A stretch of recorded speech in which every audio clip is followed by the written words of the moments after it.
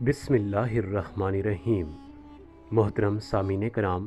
السلام علیکم ورحمۃ اللہ وبرکاتہ۔ اللہ رب العزت کے بابرکت نام سے شروع کرتا ہوں جو نہایت ہی مہربان اور رحم کرنے والا ہے۔ آج وظائف میڈیا آپ تمام بہن بھائیوں کی خدمت میں طاق راتوں کے حوالے سے رمضان المبارک میں ایک بہترین عمل لے کر حاضر ہوا ہے۔ پیارے ناظرین، رمضان المبارک کے آخری عشرے کی طاق راتوں میں اگر آج کا خوبصورت وظیفہ جو کہ صرف اور صرف 2 نوافل اور ایک خوبصورت تسبیح پر مشتمل ہے، اگر یہ وظیفہ کر لیا جائے اور اس کے بعد آپ رو رو کر گڑ گڑا کر اللہ رب العزت سے دعا مانگیں گے اور آنکھیں بند کر کے اللہ رب العزت سے جو بھی مانگیں گے آپ کو دیا جائے گا۔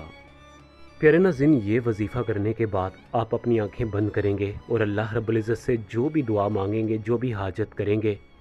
وہ حاجت اللہ رب العزت کی بارگاہ میں قبول و منظور ہو جائے گی۔ بہت ہی طاقتور عمل ہے۔ بزرگان دین فرماتے ہیں کہ یہ عمل آپ نے رمضان المبارک کی طاق راتوں میں بس کرنا ہے، یعنی کہ 21ویں شب، 23ویں شب، 25ویں شب اور 27 شب اور آخر میں 29ویں شب۔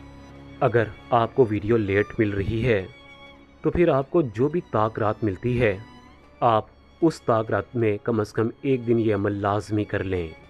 اور نفل کے بارے میں کیا کہنا، جب انسان نفل حاصل کرتا ہے تو اللہ رب العزت کا قرب بھی ساتھ حاصل کرتا ہے۔ صحابہ کرام کو جب کبھی کوئی مشکل پیش آتی تو وہ فوراً 2 رکعت نوافل ادا کرتے اور اس کے بعد اللہ رب العزت سے سچے دل کے ساتھ دعائیں مانگتے تو ان کی دعائیں اللہ رب العزت کی بارگاہ میں فوراً قبول و منظور کر دی جاتی۔ رسول اللہ صلی اللہ علیہ وسلم نے ارشاد فرمایا کہ جس نے نفل روزہ رکھا اس کے لیے جنت میں ایک درخت لگا دیا جاتا ہے اور اللہ رب العزت قیامت کے روز روزہ دار کو اس درخت میں جو بھی پھل لگا ہوگا وہ اس روزہ دار کو کھلایا جائے گا۔ تو پیارے ناظرین، آپ ان خوش قسمت لوگوں میں ہیں جو رمضان المبارک کے لگاتار سارے روزے رکھتے آ رہے ہیں۔ پیارے ناظرین، آپ نے جو طاق راتوں میں عبادات کرنی ہے اس کے بارے میں سب سے پہلے آپ جان لیں کہ آپ نے یہ عبادات کس طریقہ کار سے کرنی ہے۔ پیارے ناظرین، جب آپ طاق راتوں میں یہ وظیفہ کریں گے تو جو بھی طاق رات آپ کو ملتی ہے، جیسے اگر آپ کو 23ویں رمضان کی رات مل گئی تو آپ عشاء کی نماز کے بعد 2 رکعت نماز صلاۃ الحاجت لازمی ادا کریں اور یہ آپ اپنی عادت بنا لیں کہ جو بھی آپ کو طاق رات ملے گی اس میں آپ نے عشاء کی نماز کے بعد 2 رکعت نماز صلاۃ الحاجت لازمی ادا کرنے ہیں۔ یہ فرمان مصطفیٰ ہے کہ جو شخص نوافل پڑھتا ہے وہ بندہ اللہ رب العزت کا قرب حاصل کر لیتا ہے۔ پیارے ناظرین، بزرگان دین نے یہ وظیفہ طاق راتوں میں اس لیے کرنے کو کہا ہے کہ اگر آپ لوگوں کو ان طاق راتوں میں شب قدر مل جائے اور آپ اس وظیفہ میں مصروف ہوں تو پھر آپ کے تو وارے نیارے ہیں، آپ کی ہر دعا فوراً اللہ رب العزت کی بارگاہ میں شب قدر کے وسیلہ سے قبول و منظور ہو جائے گی۔ پیارے ناظرین، بزرگان دین فرماتے ہیں کہ جب طاق رات ہوتی ہیں تو ان میں سمندر کا پانی بھی میٹھا ہو جاتا ہے۔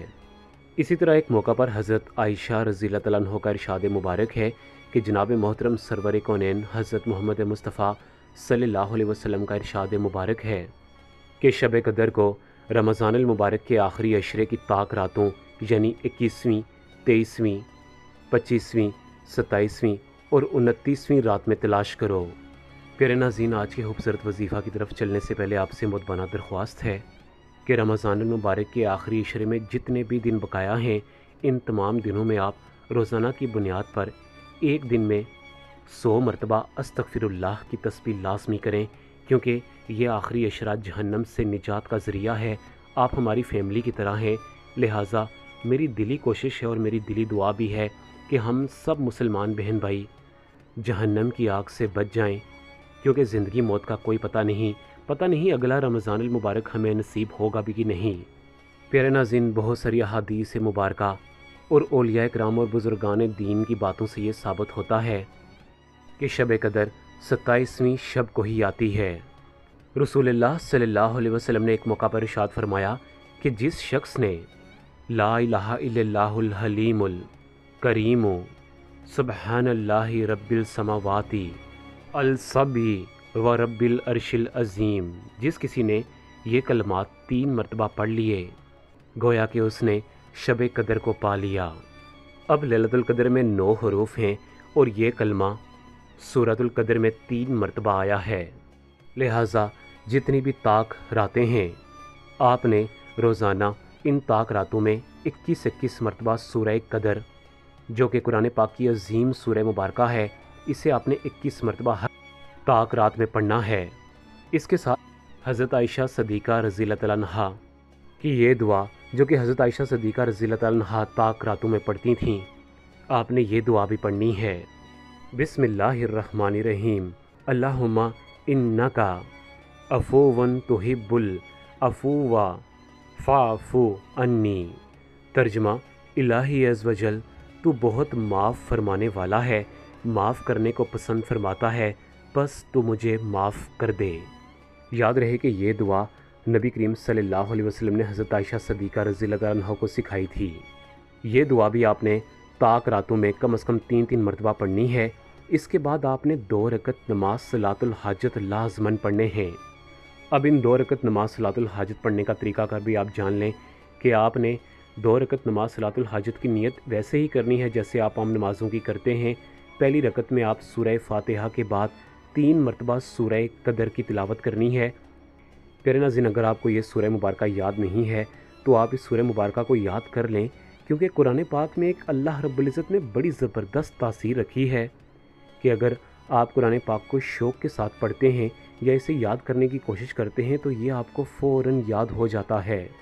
اس طرح آپ نے 2 رکعت نماز صلاۃ الحاجت میں 6 مرتبہ سورہ قدر کی تلاوت کرنی ہے، یعنی پہلی رکعت میں سورہ فاتحہ کے بعد 3 مرتبہ اور دوسری رکعت میں بھی آپ نے سورہ فاتحہ کے بعد 3 مرتبہ سورہ قدر پڑھ کر یہ 2 رکعت نماز صلاۃ الحاجت آپ نے مکمل کر لینے ہیں۔ جب آپ 2 رکعت نماز صلاۃ الحاجت سے فارغ ہو جائیں تو آپ 1 مرتبہ سورہ واقعہ جو کہ قرآن پاک کی عظیم سورہ مبارکہ ہے، جو کہ قرآن پاک کے 27ویں پارے میں موجود ہے، اس سورہ مبارکہ کو بھی آپ 3 مرتبہ پڑھ لیں، یعنی کہ جو عمل آپ کو یہ بتایا گیا ہر طاق رات میں آپ نے اس عمل کو دہرانا ہے۔ بس ہماری دعا ہے کہ جب آپ یہ عمل کر رہے ہوں اس وقت شب قدر کی رات ہو تاکہ آپ کے بیڑے پار ہو جائیں، اور اگر آپ کو شب قدر کی رات مل گئی اور آپ نے یہ وظیفہ جو آپ کو بتایا گیا ہے آپ نے یہ پورا وظیفہ مکمل کر لیا تو میں سمجھتا ہوں کہ آپ کی برسوں سے بھی اگر کوئی حاجت پوری نہیں ہوئی تو وہ بھی اللہ رب العزت کی بارگاہ میں لازماً قبول و منظور ہوگی۔ پیارے ناظرین، آج کی ویڈیو ہماری ایک چھوٹی سی کاوش تھی۔ اگر آج کی ویڈیو آپ کو پسند آئی ہے تو اس ویڈیو کو صدقہ جاریہ سمجھ کر اپنے پریشان حال دوستوں تک لازمی شیئر کریں۔ اگر آپ کا کوئی بھی سوال ہے تو آپ ہمیں کمنٹ باکس میں ضرور مینشن کریں، اور آپ جب یہ ویڈیو سن رہے ہوں تو کاپی پین لے کر آپ یہ تمام چیزیں اپنے پاس نوٹ فرما لیں کہ کس طرح آپ نے سورہ قدر پڑھنی ہے، کس طرح آپ نے 2 رکعت نماز صلاۃ الحاجت پڑھنے ہیں، سورہ واقعہ آپ نے کس وقت پڑھنی ہے، یہ تمام چیزیں اپنے پاس لکھ کر نوٹ فرما لیں، اور جب بھی طاق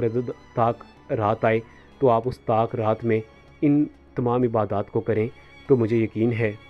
کہ آپ کی دعائیں اللہ کی بارگاہ میں لازماً قبول و منظور ہوں گی۔